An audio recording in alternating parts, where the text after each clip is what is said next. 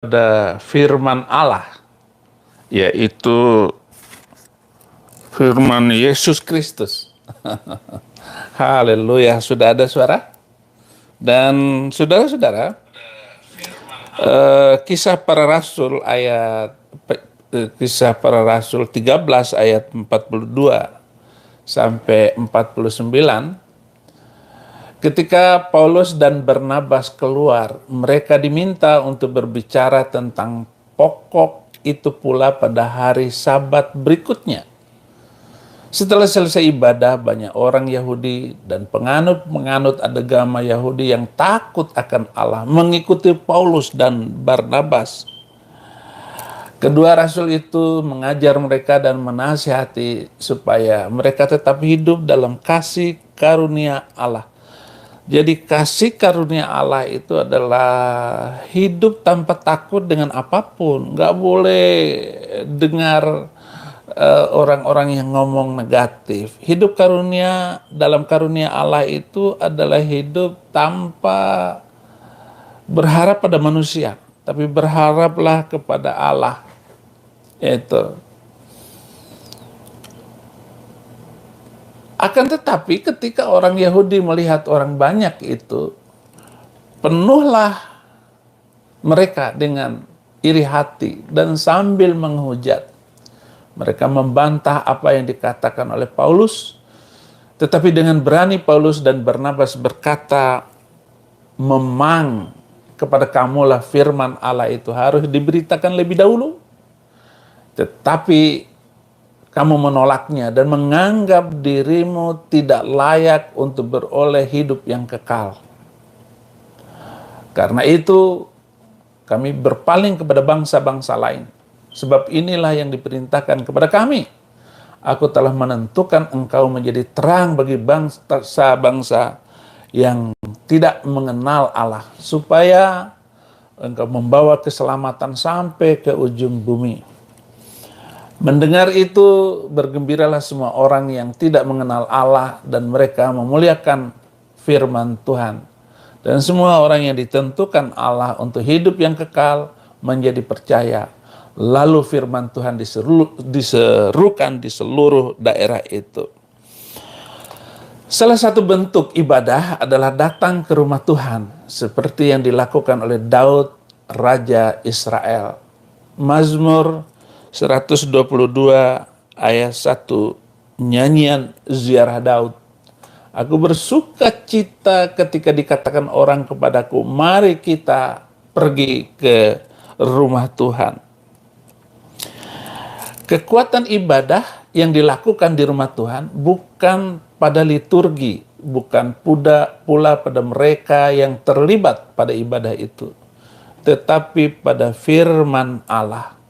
Yaitu ketika seorang hamba Tuhan menyampaikan firman Tuhan, mengutip dari Alkitab untuk disampaikan kepada jemaat di gereja, agar mereka tidak sia-sia ibadahnya dan tidak main-main mereka di dalam hidup mencari anugerah Tuhan. Boleh kamu mencari apa saja, mencari yang lain daripada itu di dunia, tetapi jangan sampai kamu sia-sia hidupmu karena kamu tidak berada pada kekuatan Allah, yaitu firman Tuhan. Jadi jangan takut, walaupun saya dalam pelarian dari kota ke kota, ya sepertinya saya ini paranoid. Ya paranoid juga karena diakal-akalin, padahal di Amerika ini yang nggak ada urusan saya ini akan ditangkap oleh FBI itu. Saya lebih takut sama FPI, FPI-nya mereka itu, Al-Qadruniyah itu. Ya, kekuatan itu adalah pada firman.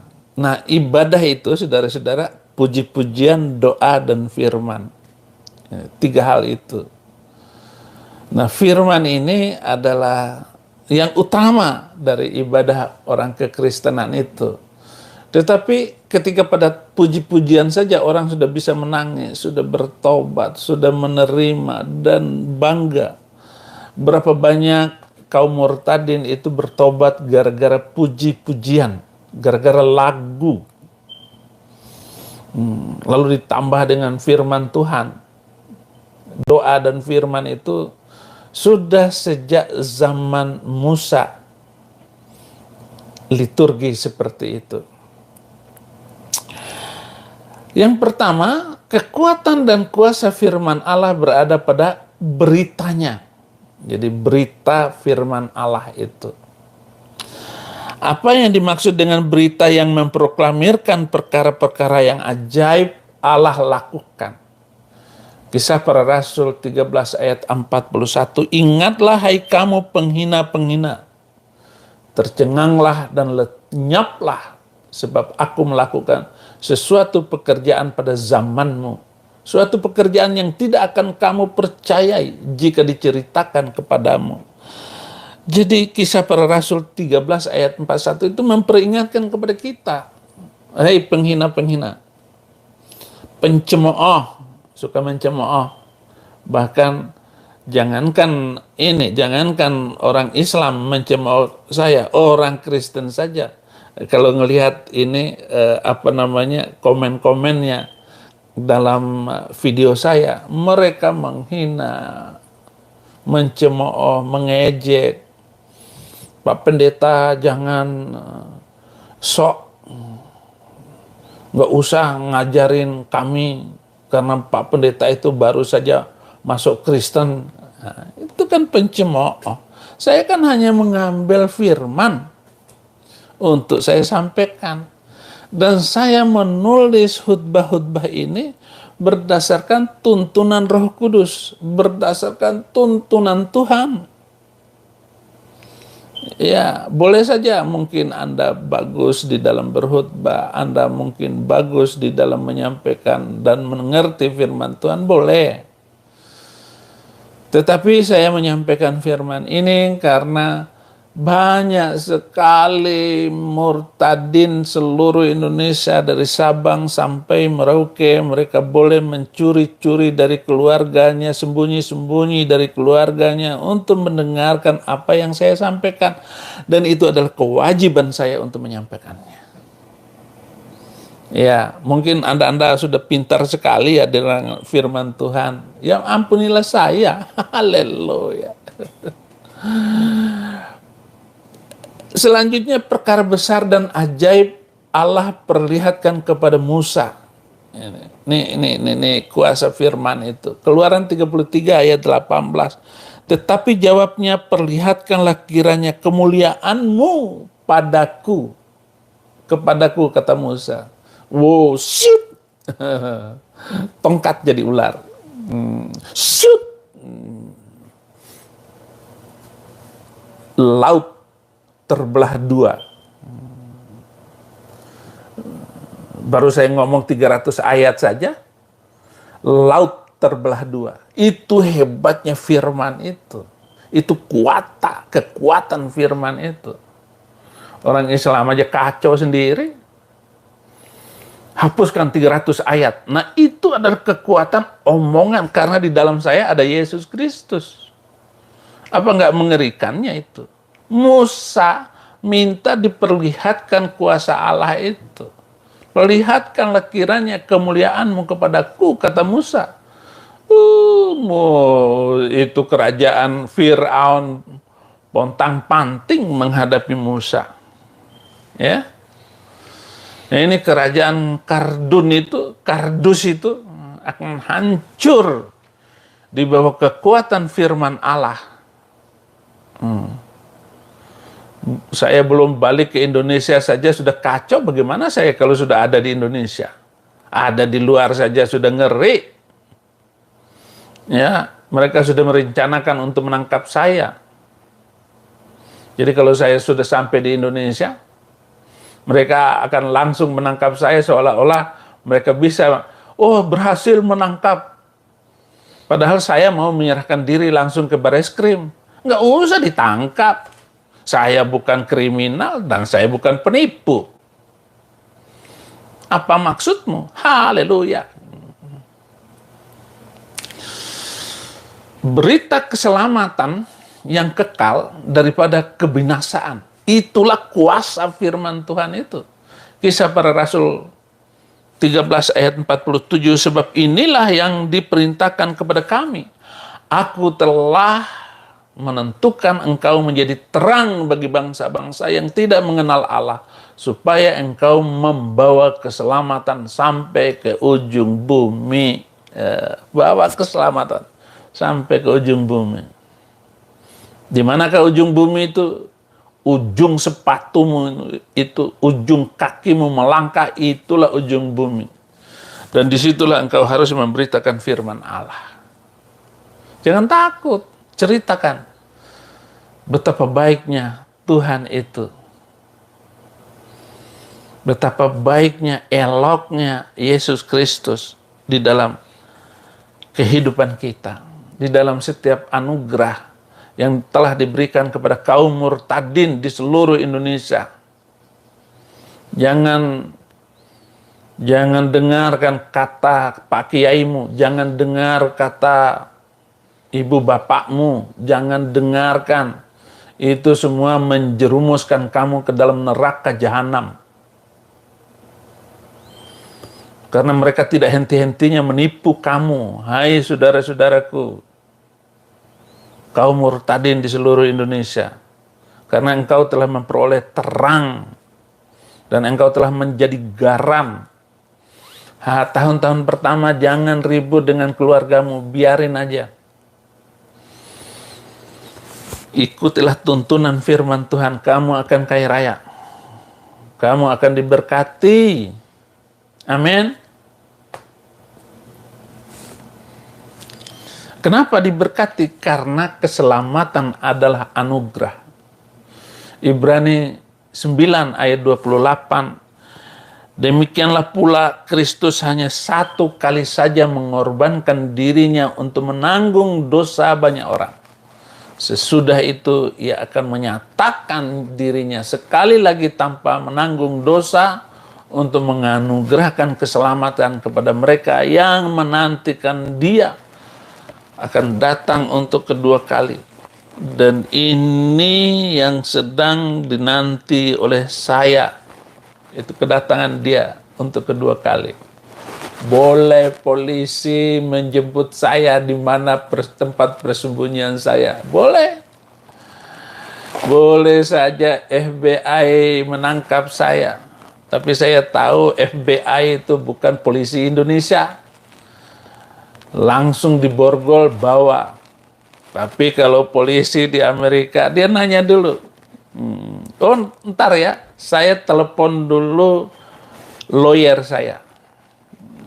Nggak berani langsung ditangkap kayak begitu. Sepertinya kalian bayangin polisi Indonesia. Itu polisi Amerika kok. Oh, jangan. Apapun orang bilang di framing bahwa saya ini begini begitu, tidak. Oh, Saifuddin Ibrahim itu pemecah belah bangsa. Apa yang saya pecah belah? Justru dengan menghapuskan 300 itu untuk membuat NKRI tetap langgeng, tidak dihancurkan oleh kaum Al-Qadruniyah ini. Nah, itu saudara-saudara, supaya tahu kita sedang menantikan Yesus itu. Saya sedang menantikan Yesus. Yesus, tolonglah saya dari pengejaran dan omongan kata-kata yang kasar dari kaum ini, Tuhan. Saya telah menjadi olok-olokan mereka, Tuhan. Saya ngomong gitu terus, hanya berharap sama Yesus. Dan yang kelima, keselamatan adalah bagi siapa saja. Galatia 3 ayat 28, dalam hal ini tidak ada orang Yahudi atau orang Yunani, tidak ada hamba atau orang merdeka, tidak ada laki-laki atau perempuan. Karena semua adalah satu di dalam Yesus Kristus. Nah, anugerah ini itu enak. Kalau di sono hanya laki-laki yang dapat 72 bidadari. Lah perempuan nggak dapat apa-apa. Tanyakan kepada Pak Kiai, Pak Kiai, terus saya kan wanita, sudah sholat, sudah ini, terus dapat apa? Kamu jadi ratu bidadari. Walaupun jadi ratu bidadari, ogah nyaksiin suami saya, Pak Kiai lagi begituan sama 72 bidadari. Ogah Pak Kiai. Ya apalagi? Akhirnya banyaklah muslimah itu lari ikut Yesus. Amin.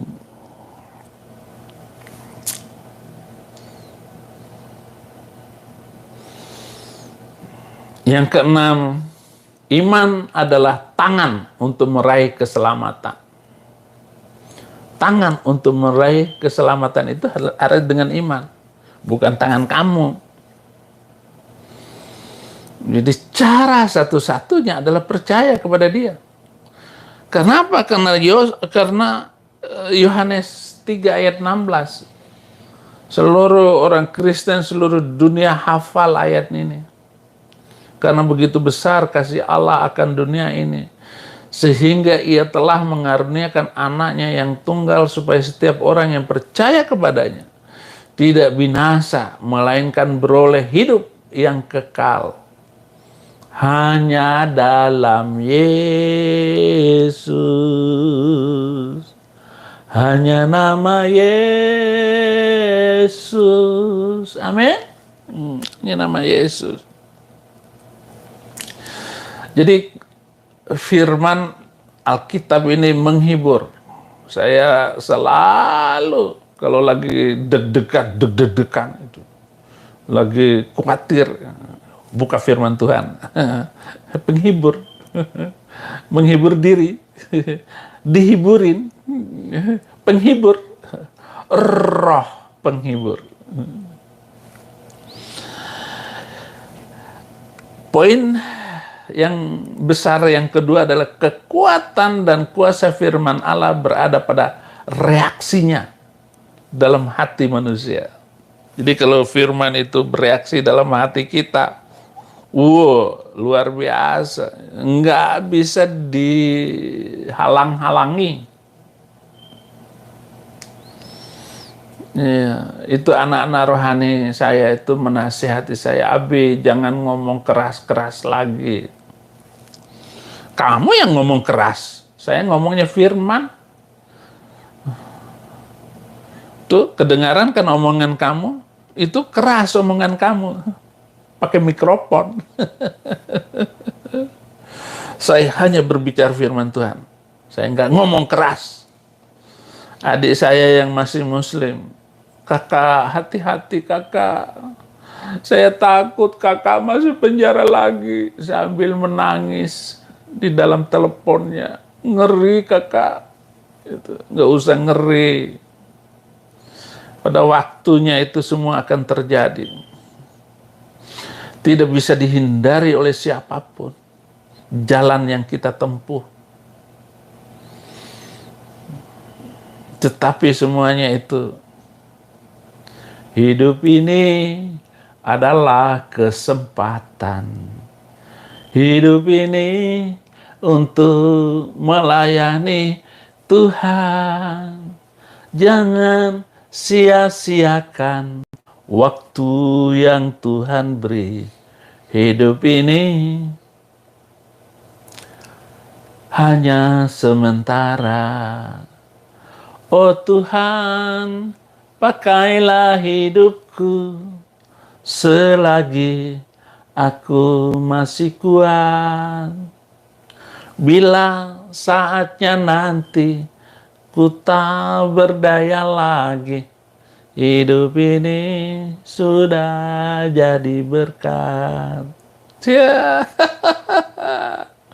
Kita pasti mati. Tetapi ketika kita hidup harus dimanfaatkan. Itu.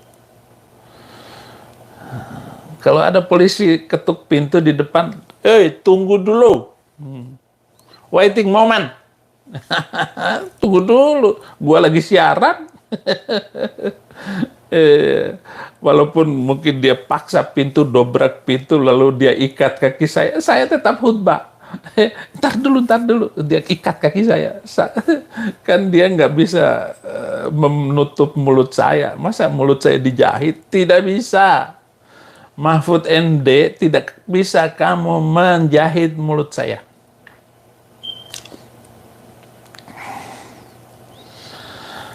Jika kita menerima firman Allah, ia menciptakan sukacita. Nah ini nih pentingnya saudara-saudara. Kisah para Rasul 13 ayat 48, mendengar itu bergembiralah semua orang yang tidak mengenal Allah. Dan mereka memuliakan firman Tuhan, dan semua orang yang ditentukan Allah untuk hidup kekal menjadi percaya. Oh, begitu dol. Jadi dengar firman Tuhan, sukacita muncul. Ya, ini. Bagaimana kalau menolak? Jika kita menolak firman Allah, akan menciptakan iri hati, hujatan, ejekan, hinaan. Oh, ini ada dasar. Tangkap polisi lo, datang. Coba datang, jangan keluar-keluar di luar negeri. Ini kata komen-komen ini. Ya, tangkap. Tangkap Somad. Itu berarti orang Kristen. Kalau tangkap Saifuddin, itu Al-Qadruniyah. Itu Arab itu. Mentalitas Arab. Ya. Jika kita menolak firman Allah, akan menciptakan iri hati, hujatan. Kisah para Rasul 13 ayat 45. Tetapi ketika orang Yahudi melihat orang banyak itu, penuhlah mereka dengan iri hati, dan sambil menghujat mereka membantah apa yang dikatakan oleh Paulus. Jadi langsung dibantah. Kalau saya menyampaikan firman Tuhan di masjid, ya marah. Saya hanya menyampaikan 300 ayat itu di masjid mereka untuk dihapuskan. Karena itu sangat berpotensi untuk menciptakan kebencian demi kebencian dari waktu ke waktu, dari suku ke suku, pulau ke pulau, bangsa-bangsa. Karena sudah terbukti, ini sudah 1443 tahun yang lalu. Ya.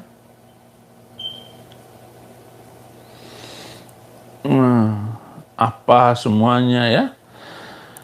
Haleluya. Jadi ini orang Yahudi itu begitu. Sama dengan Pak Kiai. Pak Kiai akan teriak terus, tetapi tidak berani satupun. Saya minta Agim untuk komen saya. Saya libas habis. Ya, Kiai siapa kek? Berani ngomong. Sugi Nur, itu mah tukang jual obat di pasar yang berubah jadi ustadz. Sugi Nur itu siapa sih?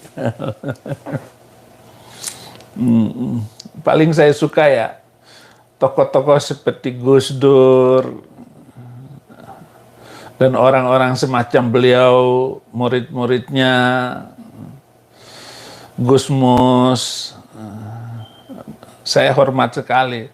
Tapi kalau Amin Rais, sengkuni, munafik,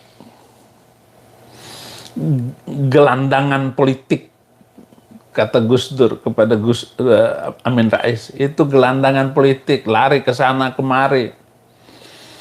Kasihan orang yang dipimpin, kasihan orang yang mengikuti panutan dia. Gak pernah beres itu Amin Rais. Makanya Gus Dur itu, dia itu nggak pernah sholat. Kata rajin. Enggak, setelah dia turun jadi presiden, Gus Dur itu nggak sholat lagi. Oh ya? Iya. Ketika dia takbir Allahu Akbar, dia ingat Akbar Tanjung. Sakit hati. Amin. Ingat Amin Rais. Makanya Gus Dur nggak pernah sholat lagi sampai sekarang. Haleluya. Poin ketiga yang poin besarnya adalah 5 hal untuk mendapatkan kekuatan dan kuasa kemuliaan dari firman Allah itu. Yang pertama adalah memberi waktu untuk membaca dan mendengar. Jadi berikan waktumu untuk membaca firman Tuhan. Ya. Nehemia 8 ayat 9, bagian-bagian daripada kitab itu yakni Taurat Allah dibacakan dengan jelas, dengan diberi keterangan-keterangan sehingga pembacaan dimengerti. Jadi cara membaca Alkitab itu kalau sedang membaca secara pribadi, ambil waktu khusus, buang seluruh pikiran kita selama ini, ketakutan-ketakutan itu buang, itu. Bacalah firman. Sehingga keterangan-keterangan yang disampaikan di dalam sebuah firman itu, kita paham benar, mengerti. Dimasukkan ke dalam hati, lalu akan menciptakan banyak mukjizat di dalam kehidupan kita. Saya sudah mengalami mukjizat demi mukjizat dari tahun ke tahun, dari waktu ke waktu. Sejak awal terima Yesus 4 Maret 2006.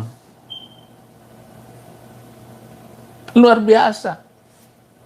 Ya. Kemudian merenungkan firman itu. Direnungkan. Renungkanlah, itu, renungkanlah firman Tuhan. Mazmur 1 ayat 2, tetapi yang kesukaannya ialah Taurat Tuhan, dan yang merenungkan Taurat itu siang dan malam.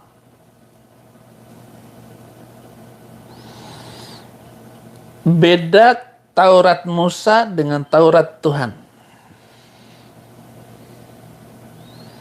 Taurat Musa mengatakan bahwa Tuhan berhenti bekerja hari ke-7, hari Sabat. Tapi Tuhan tidak pernah berhenti. Taurat Tuhan tidak pernah berhenti. Jadi sejak penciptaannya sampai sekarang, Tuhan itu tidak pernah berhenti melakukan apa saja untuk kesejahteraan manusia. Bisa dibedakan? Kesukaannya Taurat Tuhan. Jadi kesukaan saya itu tidak pernah berhenti untuk berbicara kebenaran. Saya tidak pernah berhenti untuk bicara tegakkan keadilan. Karena itu adalah bagian juga dari firman itu sendiri. Maaf ya, mungkin ada saudaraku yang Kristen, Abi jangan singgung agama lain. Bagaimana saya nggak menyinggung agama Islam? Kalian banyak yang masuk Islam. Banyak orang Kristen masuk Islam. Jadi mu'alaf. Saya harus jelasin. Supaya kalian tidak tertarik dengan itu. Tetapi juga kitab suci mereka itu selalu menghina kalian. Dan berusaha untuk memutuskan nyawamu. Kamu aja yang nggak tahu. Orang Islam bilang, jangan nyinggung-nyinggung agama kami. Loh, kitab suci kamu mulai dari nabimu sampai Abdul Somad itu menghina agama kami. Makanya saya singgung. Atau hapus 300 ayat itu. Gimana sih, Dul? Nah, itu saya harus omongin. Ya. Enggak marah. Saya enggak marah kok. Setelah kita renungkan firman Tuhan, mempercayai firman Roma 10 ayat 16, tetapi tidak semua orang yang telah menerima kabar baik itu. Yesaya sendiri berkata, Tuhan, siapakah yang percaya kepada pemberitaan kami? Yesaya loh, saudara-saudara. Yesaya itu datangnya 700 tahun sebelum Yesus datang. Yesaya ngedumel, menggerutu. Siapa yang bisa percaya dengan pemberitaan kami? Siapa yang bisa percaya dengan pemberitaan Saifuddin Ibrahim? Dia baru bertobat. Saya dari kecil, dari nenek moyang saya, sudah percaya. Menjadi, kok tiba-tiba Saifuddin Ibrahim lebih terkenal? Dia kan pendeta palsu, kata si kadrun Kristen. Dia kan baru saja. Nah loh, ini dia. Kita adu. Roh Kudus yang dibela oleh Roh Kudus siapa? Lo apa gua? Ini senangnya jadi pemberita firman itu ya, saudara-saudara. Jadi kalau ada iklan, ya tolonglah jangan di skip. Tontonlah dengan iklannya itu, walaupun kalian itu mungkin tidak mengirimkan saya dana, tapi dengan menonton iklan itu berarti membantu saya juga, ya menginjil juga. Ini konsep penginjilan di dalam apa namanya, di zaman modern ini lewat YouTube itu. Jadi iklannya ditonton juga lah gitu. Haleluya. Ya minta dikit-dikit.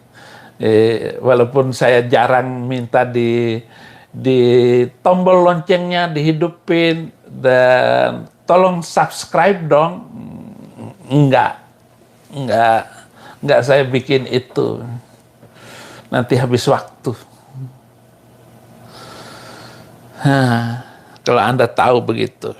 Jadi mempercayai firman Tuhan itu akan membuat Anda mendapatkan anugerah, mukjizat, kemuliaan hidup. Anak-anak kita dijaga, jalan kita ditolong, diberhentikan oleh Tuhan di tengah jalan, supaya menikmati apa pemandangan itu, ya. Kemudian mentaatinya. Kita harus taat dengan firman Tuhan itu. Jangan hanya dihutbahkan, tetapi tidak ditaati. Ya. Bagaimana kita mentaati firman Tuhan itu? 1 Korintus 7 ayat 19. Sebab bersunat atau tidak bersunat tidak penting. Yang penting ialah mentaati hukum-hukum Allah.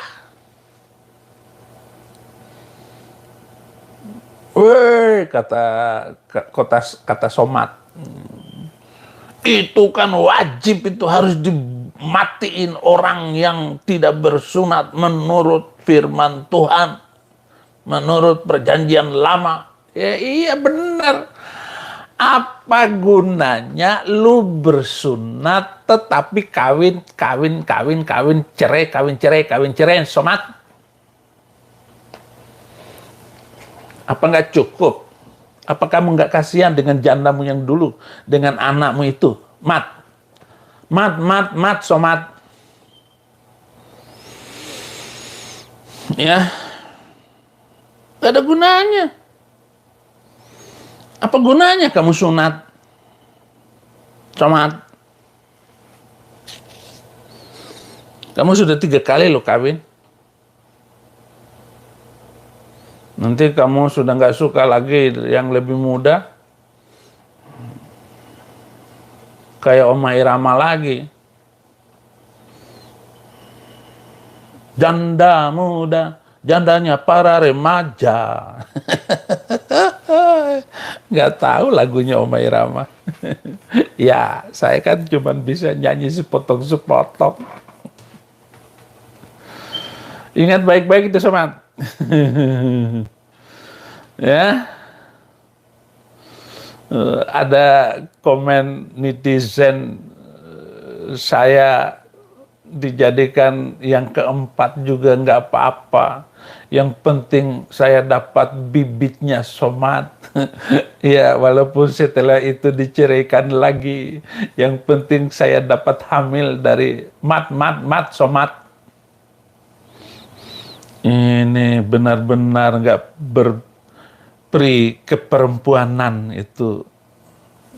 Komen si netizen itu. Ada lagi saking kagumnya dengan si Rizik. Ya, yang penting saya dapat bibit sperma dari Bang Rizik. Kan berarti saya dapat keturunan kanjeng Arab. Tidak begitu. Mari taati firman dan hukum-hukumnya ini.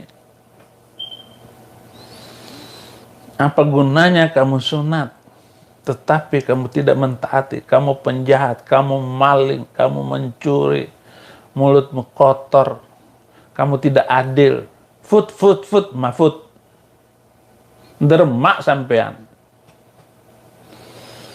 Saya kamu perintahkan untuk ditangkap dan dijadikan tersangka. Lah Somad,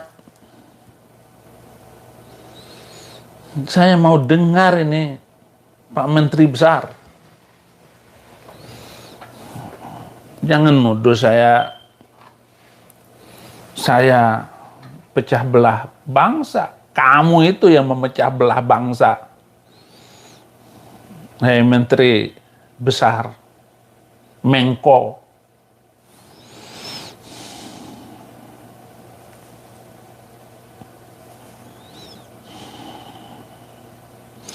Kemudian yang kelima, untuk mendapatkan kekuatan dan kuasa kemuliaan dari firman Allah itu adalah menyebarluaskannya. Jadi harus menyebarluaskan firman Allah.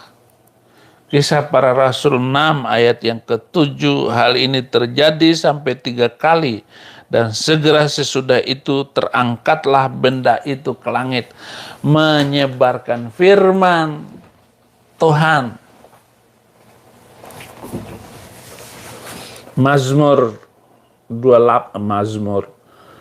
Matius 28 ayat 19, pergilah, jadikanlah semua bangsa muridku. Jadi itu menyebarluaskannya. Karena Yesus sudah selesai melakukan perkara, terangkatlah, naik ke langit. Dan siapapun yang taat kepada firman sampai titik darah penghabisan, terangkatlah dia ke langit. Haleluya. Jadi kekuatan firman, walaupun saya dalam ketakutan, walaupun saya dalam pengejaran FPI atau siapapun yang mencari saya, firmanlah kekuatan. Oleh karena kemudahan Tuhan ku ada sampai hari ini. Oleh karena kebaikan Tuhan, janjimu nyata bagiku. Apa? Tidak sehelai rambut pun jatuh. Dan tidak ada orang yang bisa mengganggu saya. Ejekan dan hinaan tidak akan menimpa saya. kutukan-kutukan mereka tidak akan mengenai diri saya. Karena firman Tuhan, siapa yang mengutuk engkau, terkutuklah dia. Peganglah firman Tuhan. Siapa yang menghina kamu, hai Saifuddin, terhinalah. Ada kepala desa di Prado, di desa saya itu.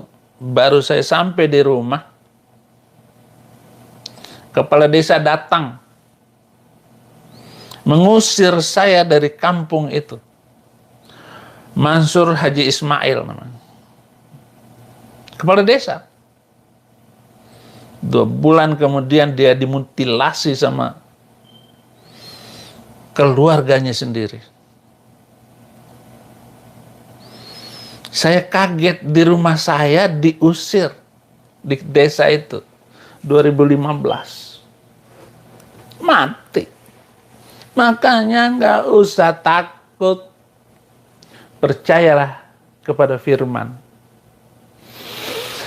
Mari beribadah, bersorak-sorai, tiada hari tanpa bersaksi, tiada hari tanpa menginjil. Bapa di surga, hamba-Mu sudah menyampaikan firman ini, dan biarlah yang mendengar tertegun hatinya, terpesona dengan kemuliaan-Mu, dan mereka boleh menjadi pelaku-pelaku firman dan menyampaikan firman ini, mewariskan kepada anak-anaknya dan keturunannya, sehingga tidak ada satupun mereka yang terlepas, mereka yang terhilang dari zaman ini. Dan kami semua, Tuhan sendiri tidak mau satupun binasa, melainkan beroleh hidup yang kekal. Dan biarlah anak-anak hamba-Mu, saya berdoa untuk anak-anak hamba-Mu, ada Sumiati, ada Fikri, ada Saddam Hussein, ada Muammar Gaddafi, Golda Meir, putri hamba-Mu, Dahlia Izzik, Margaret Thatcher, itu adalah warisan hamba-Mu. Kiranya mereka tidak ada yang binasa. Cucu-cucu hamba-Mu banyak Tuhan. Anak-anak rohani hamba-Mu juga banyak Tuhan. Berkati mereka berkelimpahan. Jauhkan mereka dari sakit penyakit.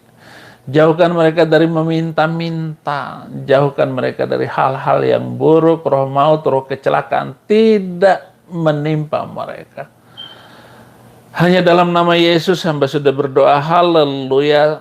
Sama-sama katakan amin. Terima kasih sudah menonton. Sudah berdoa juga untuk saya. Terima kasih. Yang komen bagus maupun tidak bagus, saya tetap bersukacita. Terima kasih. Tuhan Yesus